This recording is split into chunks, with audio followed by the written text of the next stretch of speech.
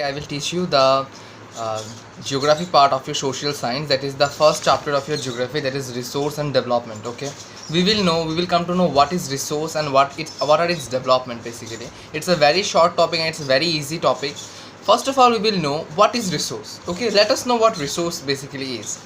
So you see, resource means anything that is in the earth. Okay, that is valuable to us and that is useful to us can be termed as resource. Anything, either you consider as a book, a pencil, a tree, a bottle, okay, a light, a rubber, any small thing, a big thing, doesn't matter, but anything that is on the earth that is some way or the other useful to us or valuable to us can be termed as resource.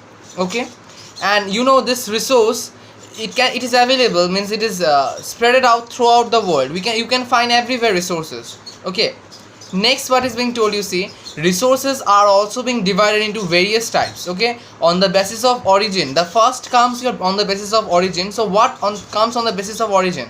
Okay, it is being divided into two parts. The first part is biotic resources and abiotic resources.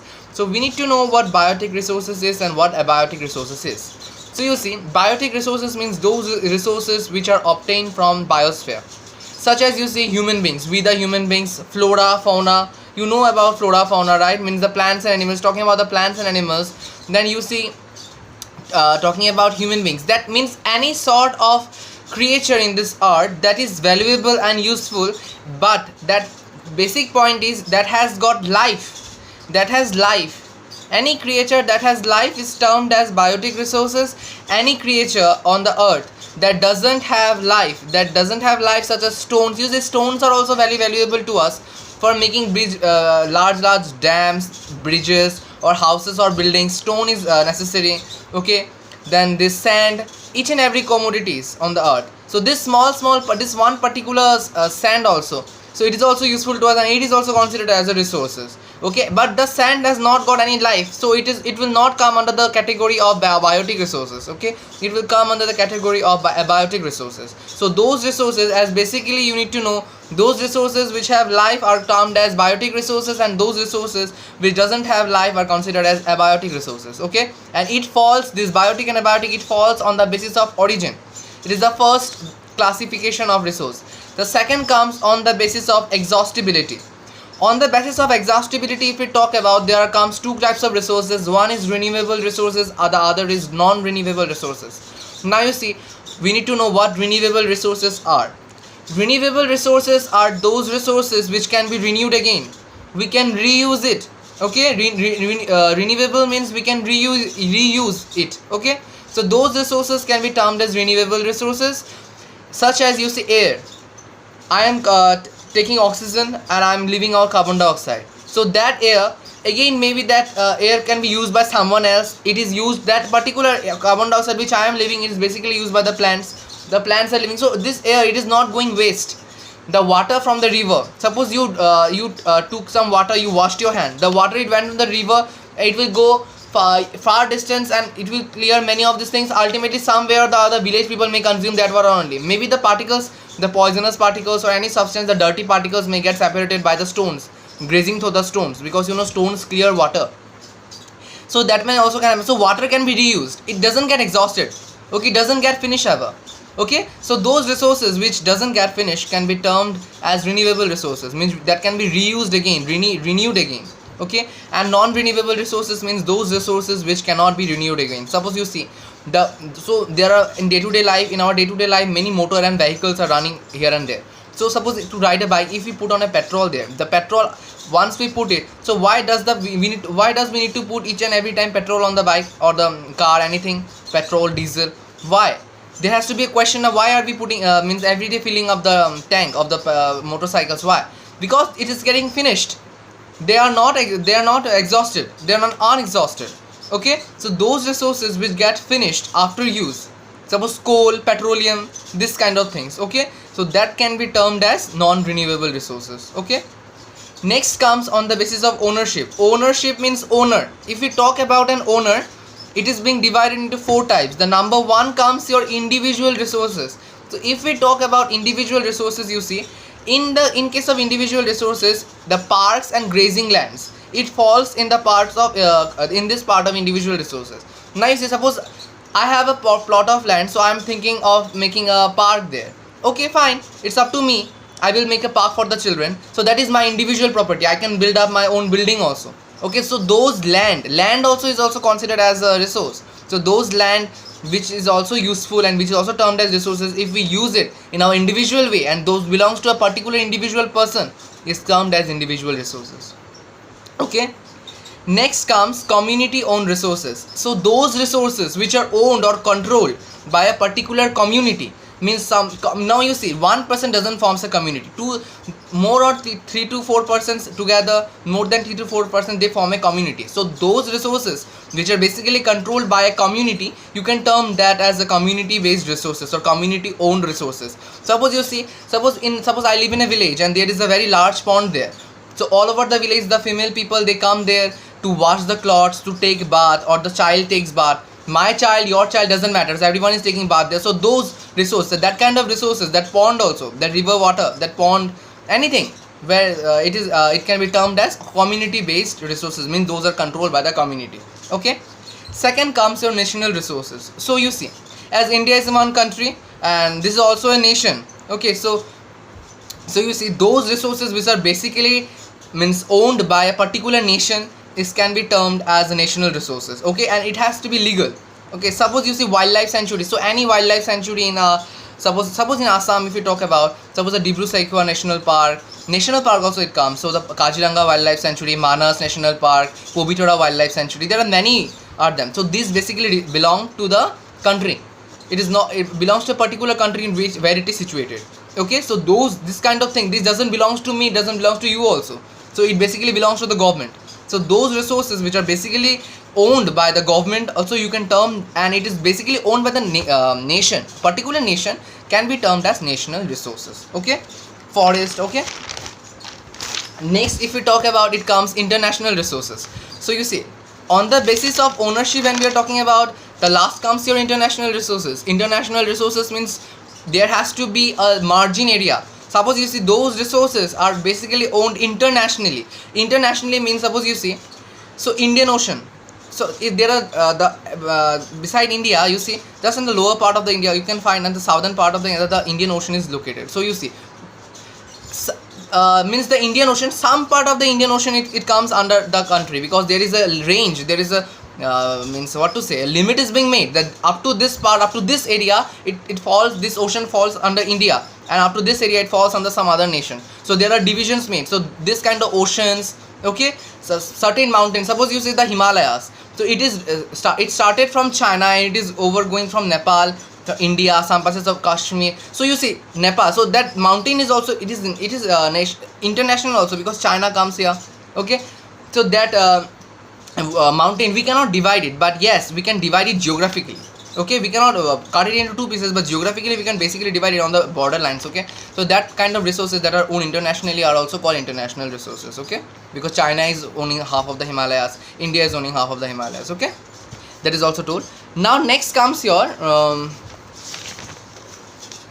if we talk about now international resources over. So if we now we need to know, you see, this resources, everything in this earth has got some merits and has got some demerits. So you see, resource, if you talk about the merit, it comes and it becomes very useful to us. So you see, the woods that is in the forest, that woods can be used for making furniture or any sort of things in your home or for our daily use. Okay, that can be used. Now you see, this has also got another demerits, you see. So for getting this wood, for obtaining this wood, we need to cut down forests, we need to chop down the trees. So you see, as we cut down the trees, it will some way or the other harm the ecological balance in the atmosphere, and it will create some ecological balance, and for that many such problem can happen. Suppose you see, if trees are cut down, the amount of carbon dioxide in the air will increase, and what will happen as a result, people will face much more difficulties, and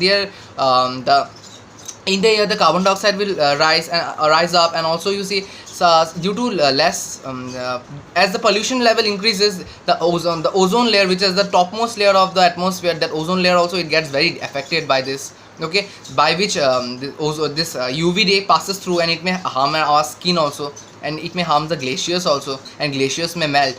Okay, the sun rays that comes from the sun basically. So there are merits also, demerits also. Okay, of resources. Now you see, we need to know where some resources are found, and basically some places are very rich in India and some are not. For example, if you talk about Jharkhand, Chhattisgarh and Madhya Pradesh, they are rich in very coal and mineral resources. And if we talk about Arunachal Pradesh, it is very rich in water resources.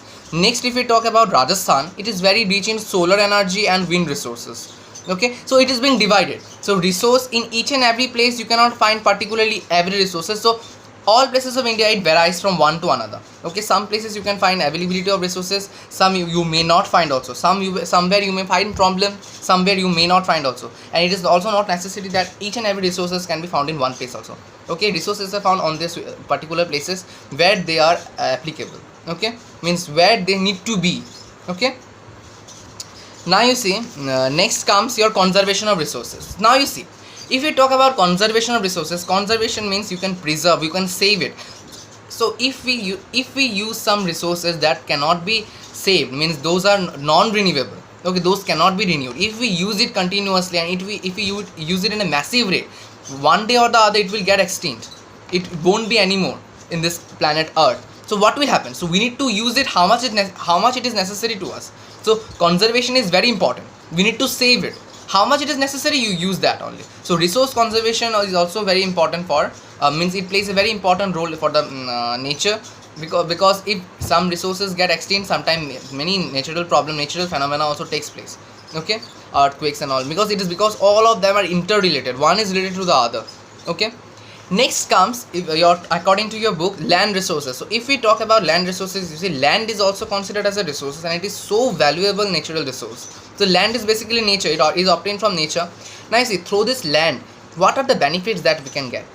In this land we can do agricultural activities, which is very important for the economy of a country. Okay, so for the economy of the country, if we talk about, you can also talk about transport and communication activities also. Okay, suppose any sort of wildlife sanctuaries or any forest also grows on the land. So land plays a very important role in the economy of a country. Okay, this is also a valuable natural resource. Now you see, those lands which are not at all useful to us. So some land are useful to us and some land are not useful to us. So basically those lands which are not useful to us are considered as barren lands or are considered as wastelands. Okay, we need to know about that. So it is also being told, you see, land use pattern in India also varies from one place to another. Okay, it differs. Now you see, you can find fertile soil, good soil, you can say good soil means fertile in some places only. In each and every places of India or in the world, you cannot find this fertile soil. Okay, basically if we talk about India, it is divided. Okay, and it also depends on climate also. Climate plays a major role. Now you see, in some place you can find that the soil is very fertile, but climatic condition is not fertile. Heavy rainfall, what makes the soil clay, for which the agriculture activity becomes very difficult to do.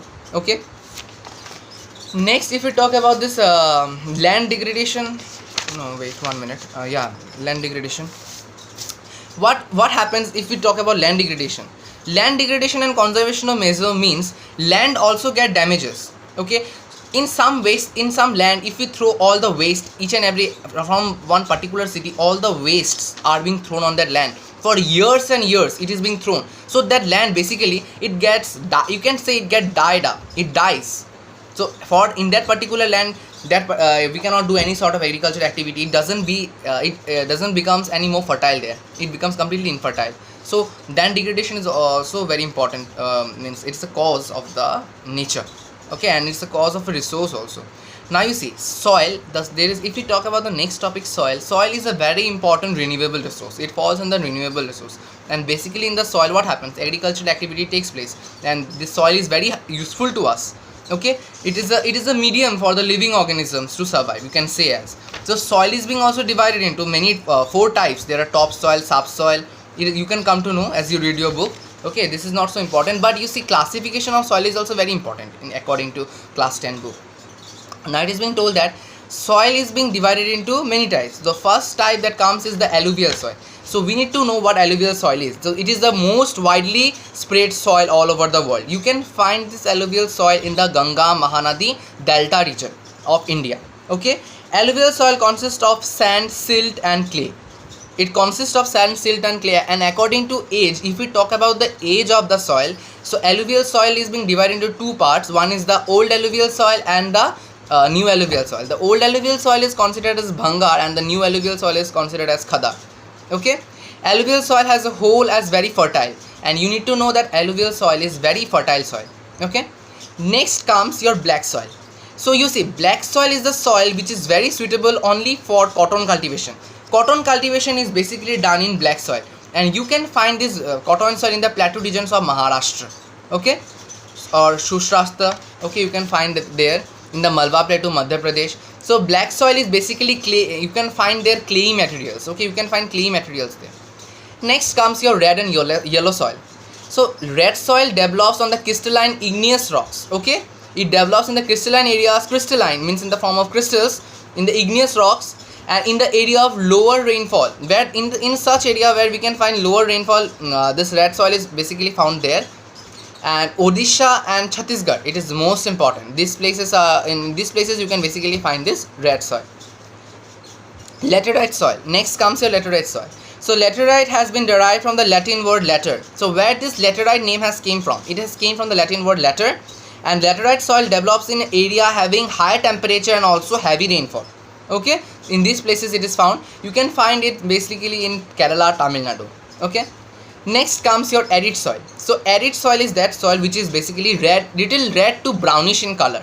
Okay, you can find a lot of salinity in the soil. Means salinity means there is some salines, some salty materials in salty nature. The soil is in the form of a salty nature. Okay, and it is also told that this arid soils are mostly found in the dry climate. Okay, you can find it basically in the western Rajasthan side.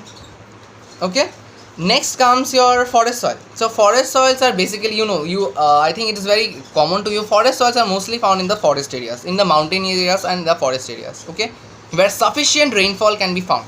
Okay, so these are the types of soil. Next comes your soil erosion and soil conservation. So now you see, what is soil erosion? Now you see, if there is a river and the river water has got a huge flow, okay, sometimes what happens, the banks of the river, it gets break down, and it washes along with the water. So what had happened, the land area slowly and gradually, suppose the land was basically here, and slowly and gradually the river washer is washing this land and it is coming backward. Means what, the lands are breaking and it is the land is getting affected now.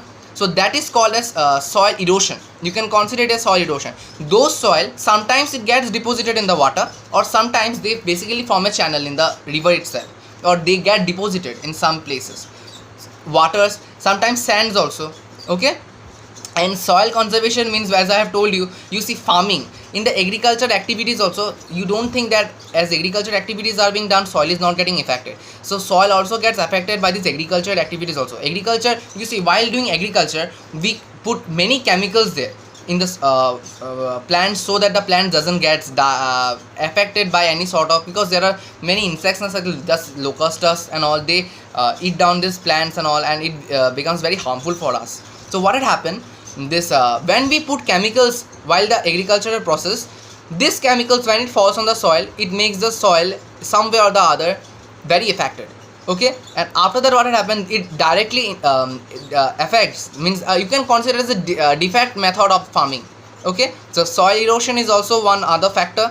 Okay, and plowing, suppose you see, plowing is being done during the agriculture activity, there is a process of doing the plowing, so it has to be done. So soil also gets affected by many chemicals. Okay, this can be this has to be stopped.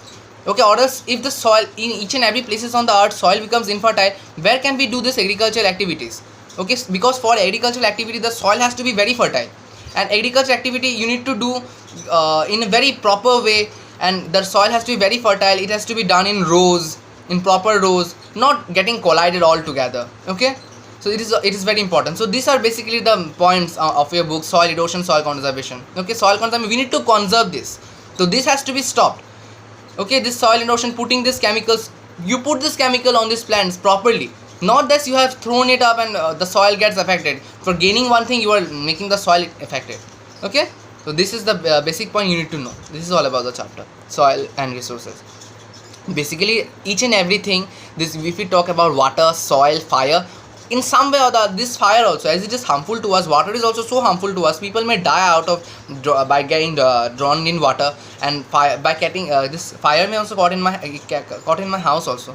it may affect me, but in some way or the other it is helping me. Okay, so each and everything on this earth that is useful can be considered as resource, and it is being divided into many types. Okay, that is all about. Thank you.